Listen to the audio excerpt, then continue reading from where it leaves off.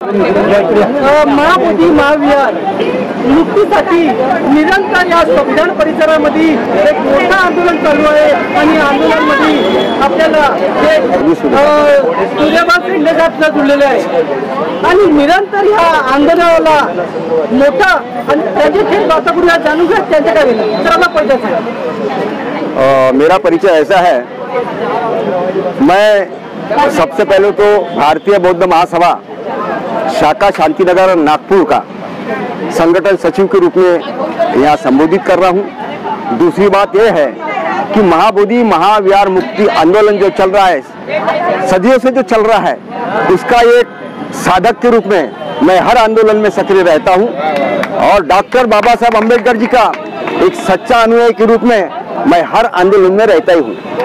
आज आपने ये जो इस परिसर में संविधान के परिसर में जो आंदोलन महाबोधि महाविहार मुक्ति के लिए जो आंदोलन चल रहा है, काफी दिनों से चल रहा है, 1 जुलाई 30 जुलाई से लेकर आज तक ये आंदोलन चल रहा है और सारा ये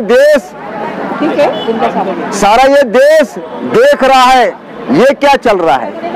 सारा देश देख रहा है, सारा जग यानी देख रहा है, विश्व देख रहा है इस देश में क्या चल रहा है। इस देश में ये चल रहा है कि प्रज्ञा शांति करुणा समता के इस चमन में एक आग का गोला जल रहा है। अबे अपने देश में चल तो क्या रहा है और आज इसका हिसाब किताब हमें देना है। युद्ध न चाहे बुद्ध की धरती, चाहे अमन फरस्ती यह बुद्ध की धरती। तो हम चाहते हैं इस देश में राज करने वाले को कहना चाहते हैं कि इस बुद्ध की धरती के ऊपर ये जो भारत भूमि बैठी है, हर मंदिर तुम्हारा नहीं है। जो भारत के अंदर जो भी मंदिर है, जो आप बोल रहे हैं इसका है उसका है, नाम नहीं लूंगा, जितने भी मंदिर बने हैं, मंदिर जितने भी बने हैं वो बुद्ध के मंदिर है। ये हमारा दावा है। चक्रवर्ती राजा सम्राट अशोक जी ने इस देश के अंदर, पूरे जगत के अंदर भारत में बौद्धमय करने की जो बाबा साहब ने सपना देखा था पूरा हो चुका है। लेकिन यहाँ के जो धर्म पाखंडी लोग हैं उन्होंने उन मंदिरों पे कब्जा करके, हालांकि यहाँ महाबोधि महाविहार मुक्त आंदोलन चल रहा है, मंदिर में नहीं कहूंगा, अभी वो विहार है।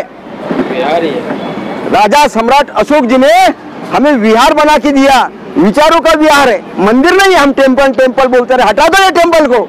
इस देश के अंदर, भारत के अंदर जो भी मंदिर है वो हमारे मंदिर है, वो बुद्ध के मंदिर है। हर मंदिरों में जो बैठिया है उसमें पोशाक लगा हुआ है, तो पोशाक लगा हुआ, ढक्के लगा है। तो हम सब बुद्ध गया में हर कोई जा चुका है और जाने के बाद हमने जो नजारा देखा है, क्या देखा है वहां पर, कई पाखंडी लोग उन्होंने अपना कब्जा करने के लिए वो कहते हैं ये इसकी मूर्ति है, ये उसकी मूर्ति है। वो कहते हैं कि ब्रह्मा विष्णु महेश, क्या कहते हैं, ब्रह्मा विष्णु महेश। अबे ये है बुद्ध का देश, कहां से आए ब्रह्मा विष्णु महेश, वो भी तो बुद्ध है। और हम युद्ध नहीं चाहते, हम जितने भी आंदोलन कर रहे हैं हम चाहते हैं कि आप हमसे युद्ध ना लड़ो। हम बुद्ध के अनुयायी हैं और बुद्ध के अनुयायी होने के कारण हम चाहते हैं इस देश में जो सत्ताधारी लोग हैं वो चाहते हैं कि देश में क्रांति हुए, युद्ध हो, लेकिन बुद्ध के धरती पर तुम राज कर रहे हो। प्रज्ञाशील करुणा समता शांति न्याय बंधुत्व, जिस भारत को आजादी मिलने के बाद 26 जनवरी 1950 को इस देश में संविधान लागू हुआ और संविधान लागू होने के बाद सारी दुनिया बदल गई। अभी आपने जो मुद्दा हमसे पूछा है कि दीक्षा भूमि के संदर्भ में आपके विचार क्या है। यूं तो दीक्षा भूमि जहां डॉक्टर बाबा साहब अम्बेडकर जी ने 14 अक्टूबर 1956 को दीक्षा देकर हमें बौद्ध बनाया, उनके विरुद्ध में हम कभी जिंदगी भर जा नहीं सकते, मर सकते हैं, दीक्षा भूमि के लिए जान दे सकते हैं। हमारी डिमांड इतनी है, ओ भीम जी की शान न जाए, हमारी जान चली जाए लेकिन उसका सौंदर्य कोई अच्छी यानी बहुत बड़ी मांग नहीं है। सौंदर्यीकरण यानी दीक्षा भूमि, जैसे आप पूरे भारत के अंदर में जितने भी विभिन्न धार्मिक क्षेत्र देख रहे हैं ऐसे चांद जैसे चमक रहे हैं। हज को जाओ तो वो चमक रहा है, इधर जाओ तो क्या क्या चमक रहा है, अरे सब चमक रहे हैं। और हमारी जो बुद्ध भूमि है या जो हमारी दीक्षा भूमि है जहाँ से हमने दीक्षा पाए, अरे भीम जी ने दिया उजाला और फिर अंधेरा काला। तो सौंदर्यीकरण ऐसा करो कि सारे जगत में दीक्षा भूमि का नाम हो और भीम जी का काम सारे जगत को मालूम है। बस इतनी मांग है, किसी का विरोध नहीं और किसी से कोई लेना देना नहीं। सौंदर्यीकरण करो। आप सबके लिए मुझे कहने का मौका मिला है, फूलों पे चलने वालों, फूलों पे चलने वालों जरा कांटों पे चलना सीखो। फूलों पे चलने वालों जरा कांटों पे चलना सीखो। अरे जिस सांचे में भीम ढले थे उस सांचे में ढलना सीखो, उस सांचे में ढलना सीखो। और आगे एक लाइन बुद्ध के लिए कहूंगा, क्या कहूंगा,